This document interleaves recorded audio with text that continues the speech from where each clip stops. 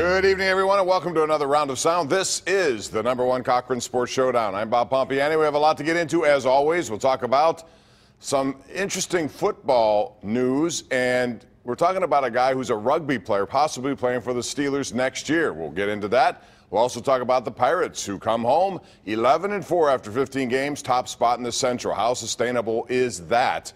But the #1 topic tonight on the #1 Cochran Sports Showdown will be the Penguins' response to what happened in Game 2, where Philadelphia came into Pittsburgh and won. Well, the Penguins did the same to them today. Here's your panel, left to right, television screen. We got Andrew Fillipponi from the Cochran Show, 93.7 The Fan, and his national show on the weekends, the Pony Express, CBS Sports Radio. In the middle, it's Will Graves, the Associated Press outstanding writer, and it's Tim Benz, TribLive.com and Steelers Radio Network. All right, so the Penguins win. They continue to score 5 goals in Philadelphia every time they go there. Tim, I want to ask you, though, what was the key moment of this game today? For as much as they scored, even though the power play got 3 goals, I would go with Matt Murray and what he did early. That save 1:15 into the game was huge. Also, that fan by Koepechne, who had a great scoring chance. There was another save that Murray made about a minute after the initial save he made on Patrick. The fact that they were able to sustain that wave from Philadelphia, something we all saw so much of in Game 3 in Philly back in 2012. The fact that no goals got on the board in those first 10 minutes, and it was still 0-0 before Crosby scored on the wraparound, I thought that was huge. Yeah, I'm going to go with the Crosby goal because you can pee on Sidney Crosby in Philadelphia, but you can't shoot him down, right? Didn't they put his face in urinals or something? I'm not making that up. Boy, okay. I mean, the fan base gets worse. Yeah, their fans are so obnoxious. It's one thing to chant Cueto at a baseball game. It's another thing to go nonstop and say that a guy stinks. And it was just great, again, to see Crosby shut up that fan base. They got a lot to cheer about in Philadelphia with the Eagles and the Sixers. And I thought for Crosby to go in there and put his skate down again on the throats of that team and that fan base, the 4-point performance for him, I thought, was the biggest part of this game. I'm going to go with Tim here. I think Murray, that first 10 minutes, we saw the Flyers were dominant, probably as dominant as they've been against the Penguins for any 10 minutes all season. If they get a goal there, then you start talking, oh, the Pens aren't that great on the road, but they are good in Philadelphia. Yeah. And I really think that was what helped them, especially, look, Murray wasn't the problem necessarily in Game 2. I mean, he gave up, 5 or 4 on 15 shots, but I think if he had another shaky start, you'd be like, I wonder, is the momentum gone? I think him putting the foot down is really what got them going. Yeah, and boy, as he put his foot down, especially when they need him. 9-1 now. Bob Grove tweeted this out with a 152 goals against and a 939 save percentage following a loss. So Matt Murray, despite his critics who say he gives up some soft goals, the glove still needs work, he gets it done. Now let's talk about the line changes. Today we saw a couple of different things. We've seen it before, Andrew, but Patrick Hornquist, I like him on the top line. He was there. It also put Kessel on the second line with Malkin. And in my opinion, every time those two get together, something good happens. And I thought Kessel had his best game. Well, sitting the kids works, right? We saw that in last year's first round with Gensel and Sherry. And, we've also seen Kessel on the third line and the success of the HBK line. But I agree with you, Bob. I mean, for today's game, and this is why Mike Sullivan, to me, is just about untouchable in this town.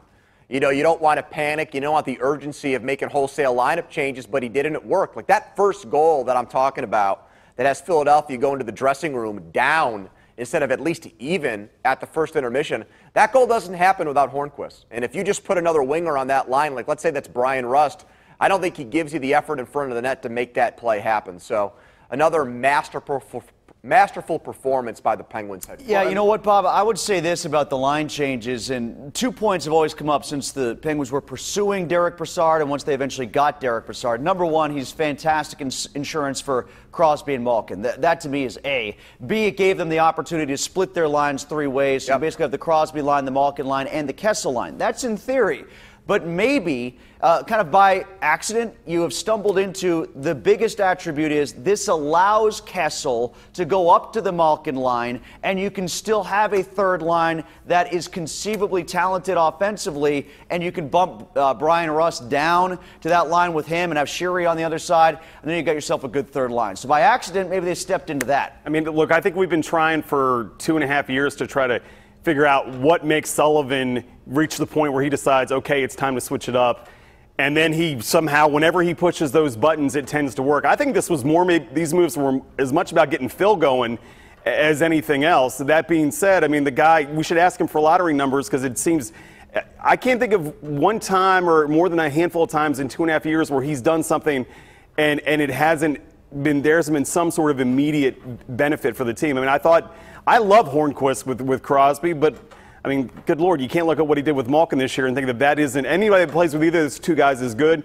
I do like what Hornquist brings to that line, a net front presence, which gives Sid room. And I mean, let's be honest, I think that's Gino coming around to Hornquist's left there. I don't know if he passes it.